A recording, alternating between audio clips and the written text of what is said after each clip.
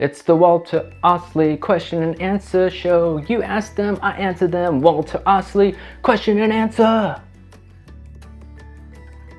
Hey, Walter here, doing what I can to make comics easier because it shouldn't be overwhelming or daunting to tell your story. I make videos about making comics and doing art, and if that is something that you're into, then you should definitely hit that subscribe button so you don't miss out on all the fun. Today I'm going to be answering your questions, so let's go ahead and get started with the very first one. Sean Smith asks, if you aren't an original in Webtoon, then Webtoon doesn't own your content. What's to stop somebody from stealing a Canvas Webtoon and posting it to another site? And the answer to that is absolutely nothing. Everything is pirated nowadays. Movies, comics, TV, video games, software.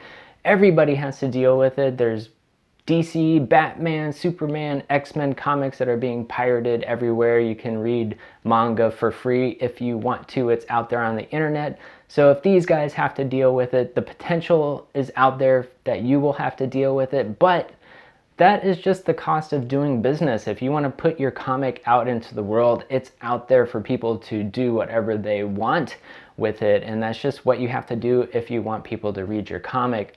On the bonus side, or on the plus side of this, is that Webtoon is a free platform. People don't have to pay to read your comic. So it doesn't make a lot of sense for somebody to come along, do the work to get your comic and put it on another website for them to try to promote and sell and to make money off of. It just doesn't make a ton of sense. And even pirated stuff isn't sold most of the time. There is advertising revenue, but it doesn't make a lot of sense for somebody to do that.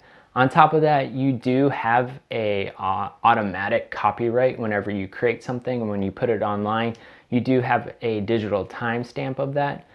So if you needed to, you could be like, hey, this is my copyright, take your comic off, but it is a ton of work and a lot of times they don't listen. So it's just something that could happen. You can try to deal with it when it does happen. I know a lot of creators are worried about their original stories or their original ideas being taken, which is another potential possibility that isn't impossible to happen. But most creators have their own ideas that they want to work on, and even if your ideas are similar, or even if your characters have a similar design, that doesn't mean they stole it from you or mean that you stole it from them. Everyone has their own voice and vision, so even if your stories are similar, it's going to end up being different because you will have a different take on it, unless they come along and just basically take your story and plop it down somewhere.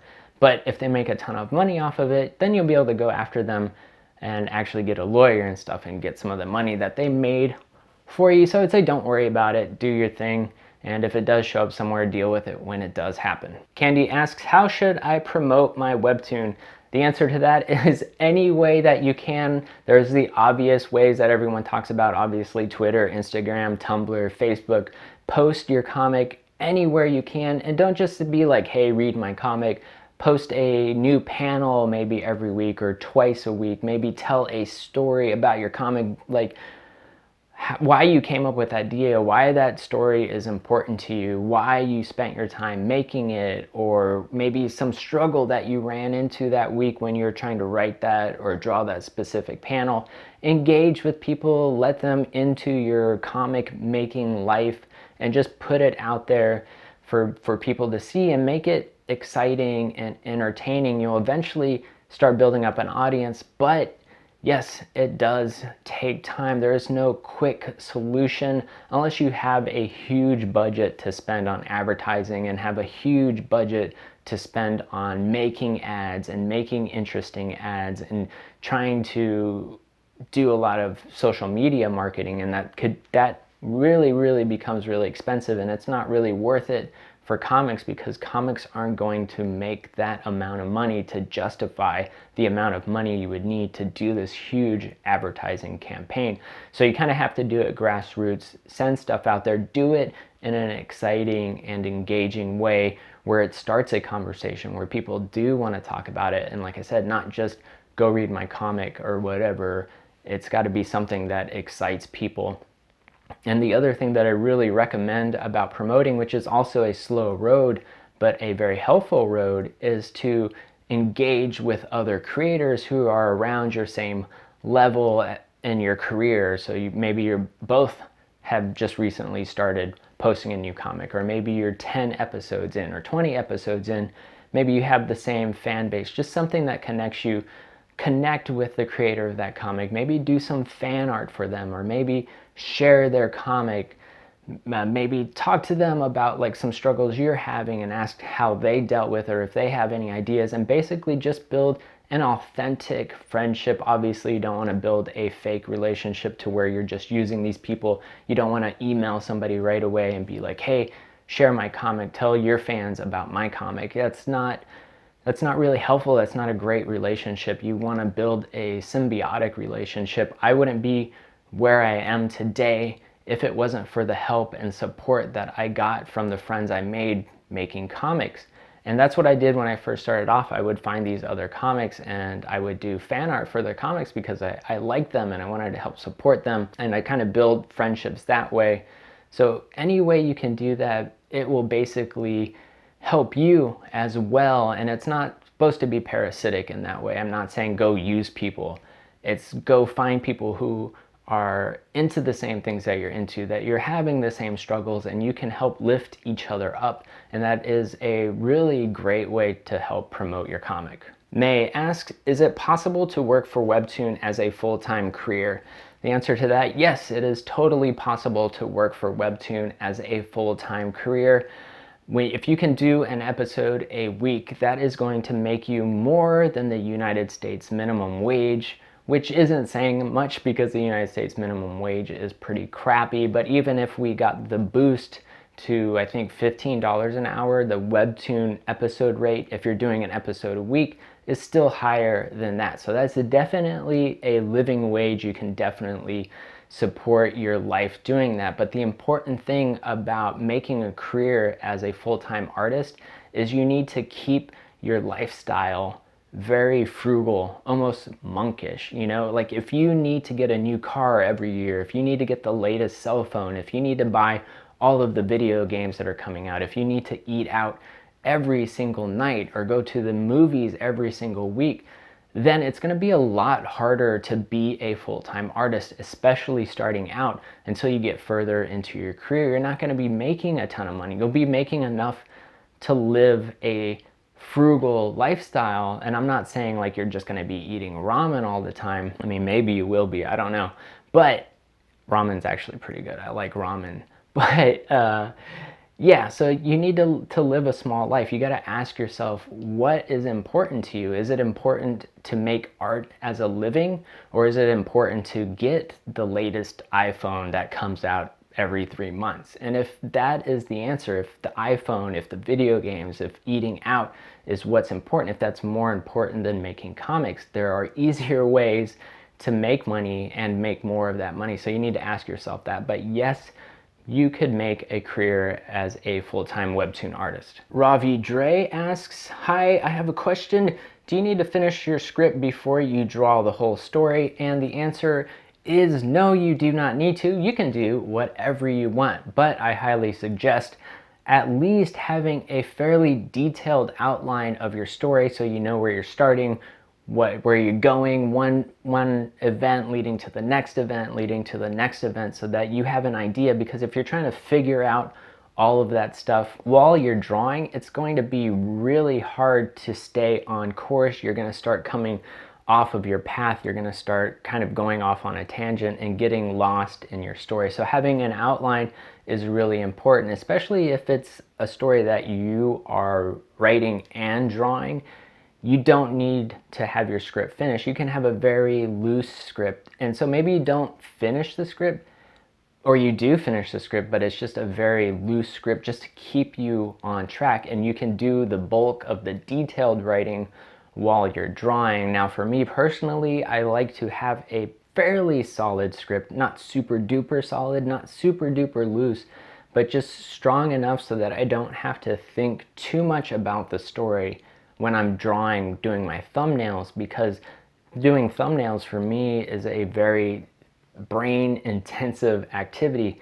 So I like to think focus solely on doing my thumbnails. And if I had to write at the same time I was doing my thumbnails, that would put a lot more stress on my brain. My Share of Life asks, what is an acceptable panel, like if it's the same picture but in different shading for effect? Is that one or several panels? So with Webtoon, you can do whatever you want with panels, and it's kind of an interesting thing specifically with the Webtoon format. You could use the exact same panel of some dude's face over and over and over again. Each of those is a new panel. Now, it wouldn't be a very exciting comic if you just had the exact same headshot for 50 panels. That's not super great, but you could do it and those would all be a different panel. Now, of course, it's more exciting if you reuse the same panel. Maybe the expression is changing slightly, or maybe you're zooming in or zooming out, or like you said, you start shifting the colors where maybe it starts getting darker and it fades out, and there's a story reason behind it. And that's the trick. If you're doing it for a storytelling reason, it's going to work and it's going to make sense. But all of those, regardless of if you change it or you don't change it, or you change it more or change it less, all of those are technically a panel and count as a panel. But of course, it's going to get boring if you do it too much. Josh Hoops asks, how would you go about formatting traditional panels if you were to draw and paint and ink 100% traditional? Now, I'm not exactly sure what this question is asking, but I think it means if you're going to draw a traditional comic that is going to be printed out on a physical page, what would you do to format that also for Webtoon? And I would say if your ultimate goal is to print your comic, I would just draw your comic like you would normally draw a traditional printed comic and not focus too much about what that's going to translate to for Webtoon, because what works for a printed comic and what works for Webtoon aren't necessarily the same. Trying to do both at the same time is going to be really hard and tricky, and one is going to suffer because of the other. So think about your final most important goal or product, and if that's a printed comic, just do it like a printed comic. If it's Webtoon, just do it like Webtoon, and then you can go back later and fix it for whatever format is secondary. But if you are doing it as a traditional comic, I would say think about splash pages and double splash pages,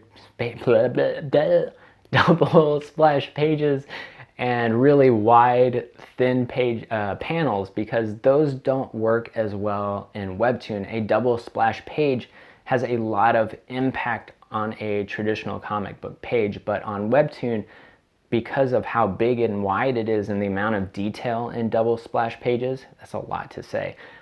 It's going to be a lot smaller on Webtoon, and it's not going to be as big and impactful. So with Webtoon, you want to think about larger objects within that panel, less background, less detail, and more in your face, breaking borders, no panels, and that doesn't really work as well on the printed page. So like I said, think about what you want, how it's going to end up, and think about the second product after you focus on the first one. Cromir asks, what will I need in order to start getting paid for posting my comic on Webtoon? How is the profit determined, and around how much profit should be expected? And what rights does Webtoon have over my comic since I'm using it for its platform? So what you need to get paid, if you're an original creator, you need either a bank account or PayPal. If you're going to be a Canvas creator, then you need Patreon or PayPal. And the way that it works for a Canvas creator is that you get a share of their ad revenue, and it's 50% of their ad revenue. Now, how much ad revenue is going to depend on so many factors, and I can't really say what all of those factors are. Obviously, the main one is how many readers and how many viewers you have. The more views that your comic gets, the more ads are going to be shown and the more money that you're going to make. Of course, that's going to vary depending on, the time of day, how much advertisers happen to be paying around that time frame, how many advertisers there are, like how much competition there are for advertisements at that time. And then also the types of advertisements. Different companies pay a different amount of money for those ad share revenue, for those types of clients and the type of money that they make from selling their products. So all of that has a huge effect on ad revenue share. Now, if you're an original creator, not only do you get the ad revenue share, but you also get an episode publishing payment, which is a contracted amount, and it can change from contract to contract.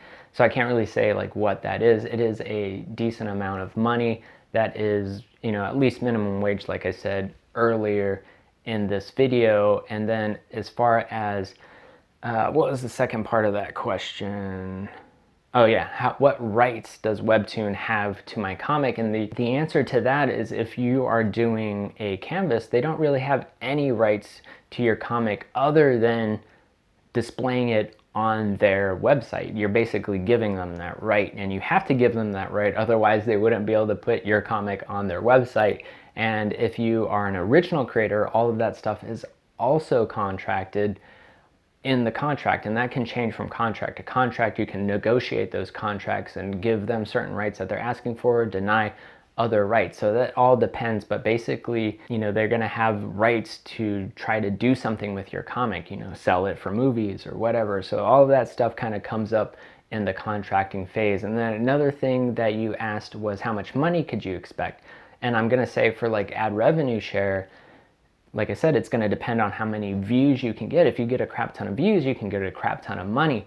But the thing to think about is that to even sign up for the ad revenue share, you need 40,000 views a month and 1,000 subscribers. Now that isn't insane, but if you're just starting out, that can be a very daunting number. And I think the amount of money that they were giving for that, I've seen different numbers, but I think it's around $100 a month. So that's what you can kind of expect. And if you can get double that, it might be double the amount of money. So hopefully that answers your question. Demil G asks, my question goes outside the contest. Why have you not pitched another comic to Webtoon? If that's the case, I want to know any insight to see if one can make a living out of Webtoon for more than 1 or 3 years average Webtoon length. Thank you so much for your video. I've actually pitched a few times to Webtoon and it didn't work out for various reasons. Either it wasn't quite the right fit, or they had another project that was very similar. But yes, I have pitched to them.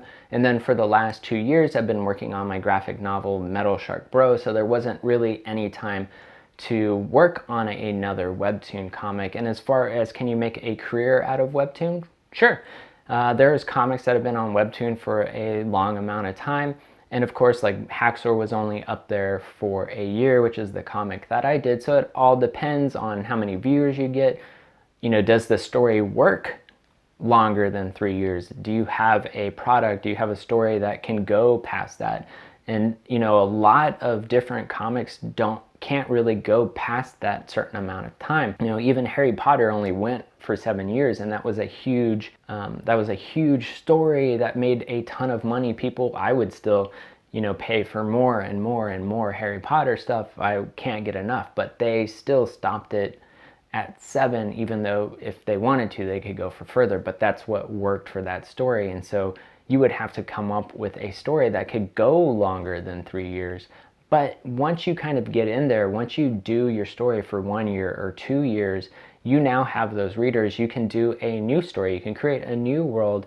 And because you have those readers, a lot of them will come over to your new story. And so you might not be making it off of a single story for the rest of your life. Not too many creators do that, but you will start making a career of just being a creator, which I think is pretty awesome. Blurry Ink asks, maybe more insight on the short story contest. I don't know if I can say any more about the short story contest, but something that keeps coming up in the comments for a lot of my videos is how important is popularity. Now, if you look at the contest rules, you'll notice that popularity, and it's not even called popularity, it's called audience engagement, and it's only 30% of the total score. So it's not like Webtoon's going to go and be like, okay, Joe has 1 million readers, Joe wins.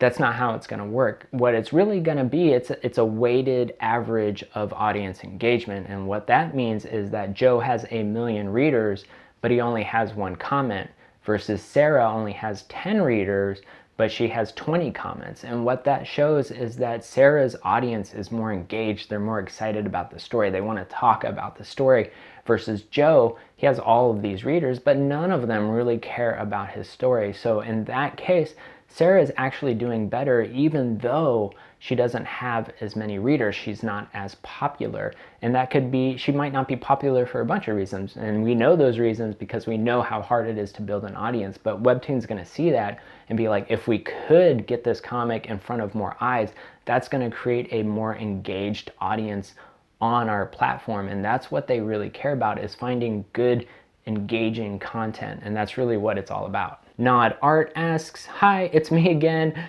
How can you consider a panel? He's kind of confused. It should add a small rectangle as a panel or not. And so a panel simply is just a moment in time of your story. It's a snapshot of what's going on in your story at that time.